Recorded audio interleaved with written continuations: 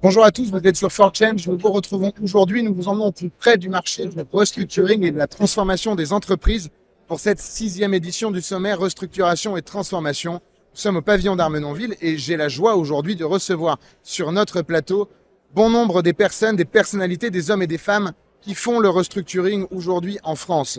Alors, ils viennent de sortir de cette plénière d'ouverture avec le thème Restructuring quand l'intérêt public s'en mêle. J'ai le plaisir d'accueillir d'abord tout à ma droite Pierre-Olivier Chotard, secrétaire général du CIRI. Bonjour Pierre-Olivier. Bonjour. Merci d'être avec nous. Juste à ma droite, Frédéric Abitbol, administrateur judiciaire au sein d'Abitbol et Rousselet. Bonjour Frédéric. À ma gauche, Numa Rango, vous êtes avocat associé Head of Restructuring au sein de Franklin. Bonjour Mathieu. Et Guilhem Brémond, avocat associé au sein de Freshfields. Bonjour Guilhem. Bonjour. Alors, on l'a vu juste avant vous en prélude, on a Patrick Sayer, le président du tribunal de commerce, qui nous disait qu'effectivement les chiffres étaient là, 36% de hausse donc de défaillance en France. Le tribunal de commerce, évidemment, au cœur de ce dispositif, étant donné qu'il traite une bonne partie d'entre eux. On est vraiment dans ce thème, restructuring, quand l'intérêt public s'en mêle. On a vu des boîtes qui ont été aidées pendant une période Covid, hein, on l'a dit, on l'a vu dans nos autres éditions, le PGE a beaucoup aidé. On a mis la France sous perfusion, maintenant la fête est terminée.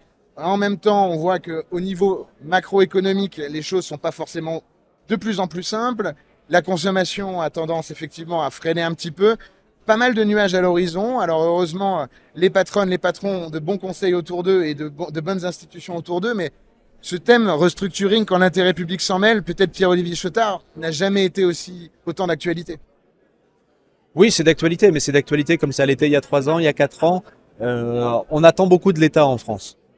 Toujours. Et je crois que les 3 dernières années, on a encore plus habitué les acteurs économiques à bénéficier du soutien de l'État. On est dans une autre étape aujourd'hui, avec moins d'argent frais qui est injecté par l'État. C'est normal. Mais vous avez raison, ça ne veut pas dire que tout va bien dans l'économie et qu'il n'y a plus besoin de l'État. Et l'intérêt public demeure. Et on est là pour aider, continuer de déployer nos actions et nos outils. Et on en a encore énormément dans notre boîte à outils.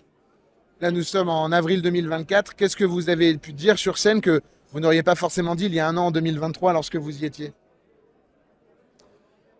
Moi, je ne vois pas d'énormes changements structurels entre la situation de l'année dernière et aujourd'hui. Je pense qu'on est dans la même situation d'une sortie de crise très forte, qui a été la crise sanitaire puis géopolitique que la France a vécue, où on est dans une phase de retour à la normale, et où on essaye de se réhabituer, de reprendre un certain nombre de mécanismes qu'on avait pu un petit peu oublier dans la période extraordinaire qu'a été le Covid, et qu'on est en train de redéployer dans une économie qui reste quand même aujourd'hui comme hier, enfin comme l'année dernière, extrêmement résiliente. Merci Pierre-Olivier. Messieurs, même son de cloche de votre côté, vous trouvez que tout change, rien ne change? Est-ce qu'il y a les grands takeaways, les choses que vous êtes venus partager aujourd'hui sur scène en 2024 sur le monde du restructuring? L'intervention de l'État dans le restructuring, effectivement, elle est constante, elle n'a pas changé, elle ne changera pas.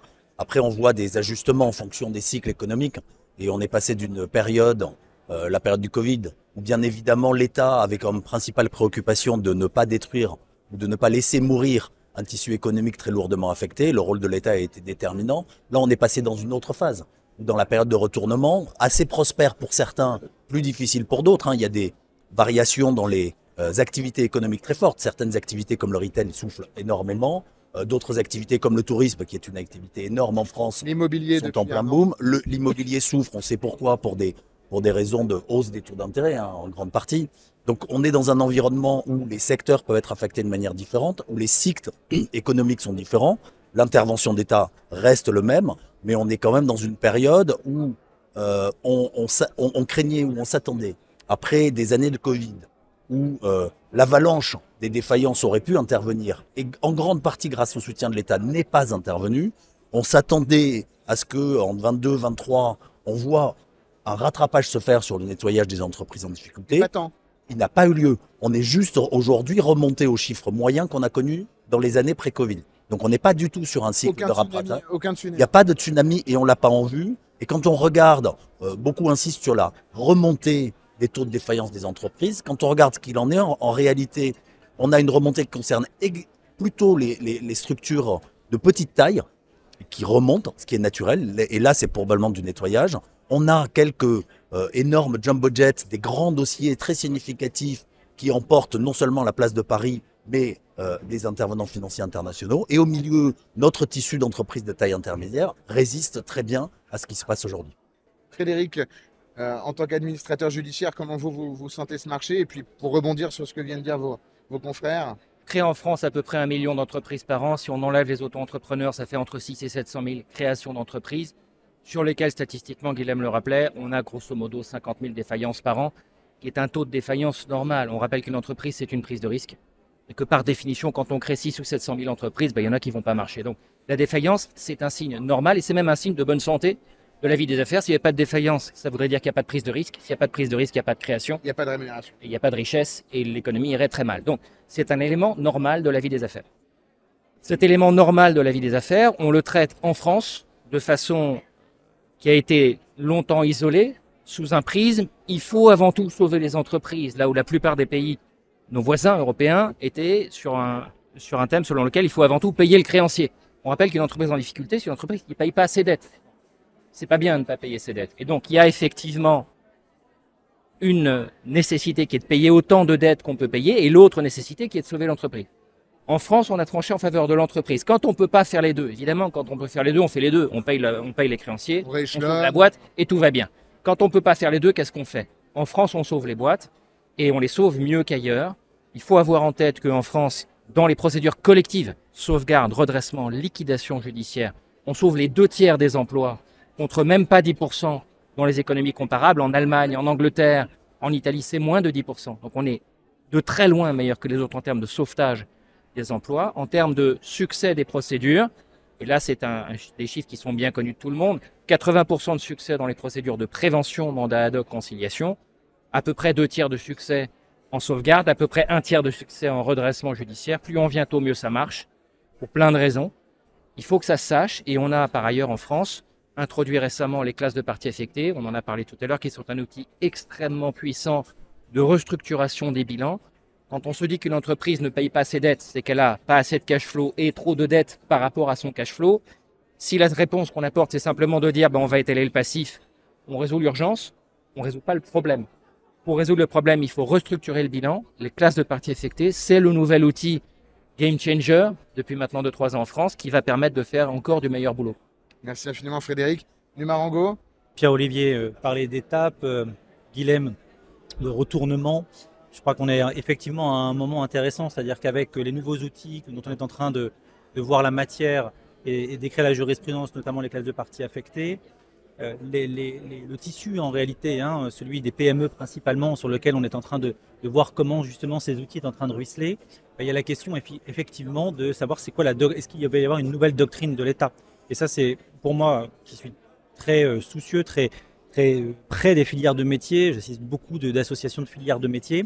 Je crois qu'il y a effectivement la question qui se pose de savoir si l'État va définir une nouvelle doctrine en matière d'accompagnement d'aide d'État, de filière, avec une vision peut-être plus macro sur un certain nombre de dossiers qui amènera peut-être des traitements au cas par cas, différenciants, avec peut-être des retournements de jurisprudence à l'aune justement aussi de la perspective. Vous avez une idée en tête quand vous parlez de retournement? Non, mais on voit bien de jurisprudence. Le sujet clé en réalité, c'est la dépossession de l'entreprise, de l'actionnaire dirigeant, parce qu'en fait, allez, je pense que c'est à peu près 60% de nos dossiers où le dirigeant est l'actionnaire majoritaire de son entreprise.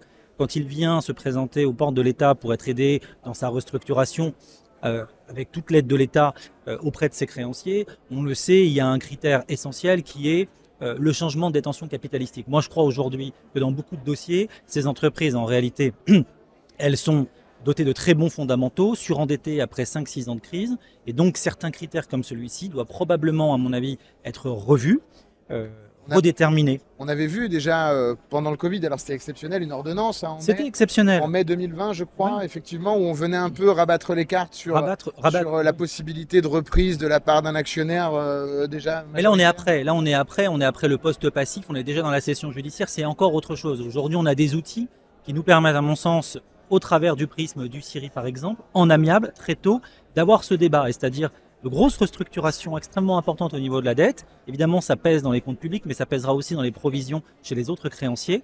Mais d'accompagner ces entreprises qui, pas pour toutes, mais qui, sur leur secteur, sont considérées comme des entreprises dynamiques, des entreprises qui ont de réels fondamentaux et qui, au travers de partenariats avec d'autres entreprises, pourront constituer une filière encore plus forte par les phénomènes de concentration. Mais il faut accompagner ce temps vers la concentration, vers le regroupement. Et généralement, le temps de nos dossiers n'est pas le temps de celui de l'autorité de la concurrence ou de d'autres instances françaises. Pierre-Olivier Chotard, sur ce sujet de filière, alors au CIRI, on rappelle peut-être le CIRI, d'ailleurs, vous traitez des dossiers à partir d'une certaine taille. Je ne veux surtout pas me tromper dans les 400 critères. salariés minimum. 400 salariés, voilà. Donc on est déjà sur des acteurs d'une belle taille qui effectivement pourraient être eux, même s'ils viennent vous voir dans une situation peut-être délicate, qui pourraient faire partie d'une consolidation de marché en vue de la préservation des filières. On a tout ce qu'il faut aujourd'hui en France pour y arriver? Oui, je crois. Et de fait, dans les dossiers du CIRI, c'est ce qu'on fait régulièrement. Je n'ai pas de statistiques précises en tête, mais régulièrement, la sortie du dossier, ça passe par un rapprochement avec un autre acteur et une fusion qui permet à tout le monde de grandir et de sortir par le haut de ses difficultés. Alors, mais j'entends l'appel de Numa pour le faire encore plus et davantage. Qu'est-ce que vous souhaitez, peut-être un dernier mot, qu'est-ce que vous souhaitez pour les mois à venir au monde du restructuring et aux dirigeants d'entreprises en difficulté, Guilhem Raymond? Je crois qu'aujourd'hui, on est dans une phase absolument extraordinaire, révolutionnaire, qu'on n'a jamais connue. Ça fait juste 30 ans que je fais ça, j'ai jamais vu ça. La réforme des classes de parties affectées est une révolution totale. Ça nous oblige à faire nous-mêmes notre propre révolution, à repenser les dossiers, à développer d'autres techniques, d'autres stratégies. Ça nous oblige à aider nos chefs d'entreprise, nos clients, à affronter les difficultés avec une autre philosophie. Avant, la philosophie, c'était on repousse le tas et puis on verra. Ou bien, ça part en redressement judiciaire, en reprise à la barre. Et est-ce que je peux, moi, dirigeant, reprendre? La dichotomie n'était pas très saine. Aujourd'hui, on peut vraiment travailler le passif. Et dans ce retravail du passif, on a dit beaucoup qu'il y avait un rééquilibrage entre les créanciers et les actionnaires. Il y a beaucoup de travail à faire. Il y a beaucoup de portes ouvertes. Il y a beaucoup de possibilités de travailler ensemble. Et je suis très, très attentif à ce qui va être développé comme jurisprudence aujourd'hui par nos tribunaux, non seulement sur les plus grands dossiers, mais sur toutes les entreprises de taille intermédiaire. Guilhem Raymond, donc sur la directive européenne et les classes de parties affectées, donc un regard vigilant là-dessus. Numa Rango. On l'a dit ce matin, la France est dotée d'outils incroyables. Guilhem vient de le rappeler, on est en train de vivre une révolution. Je crois qu'on a tous les outils pour faire de la France un peu la plaque attractive d'Europe.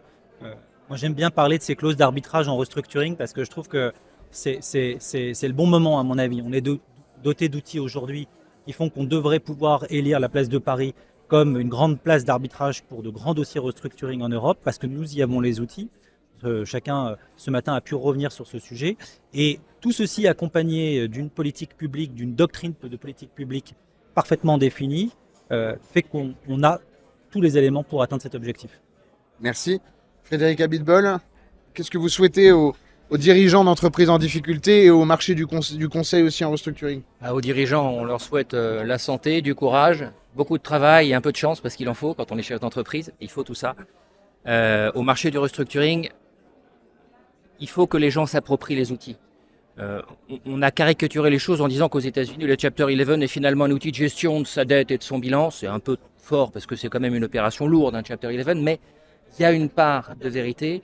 Il faut qu'en France, les acteurs dont c'est pas le monde, le restructuring, un chef d'entreprise, vous voulez parler de restructuring, il dit plus je suis loin de ça et mieux je me porte. Évidemment. Ça a tendance à changer, mais pas globalement, quoi. Sauf le cas échéant comme repreneur. Voilà. Mais il faut que ça rentre dans les mœurs.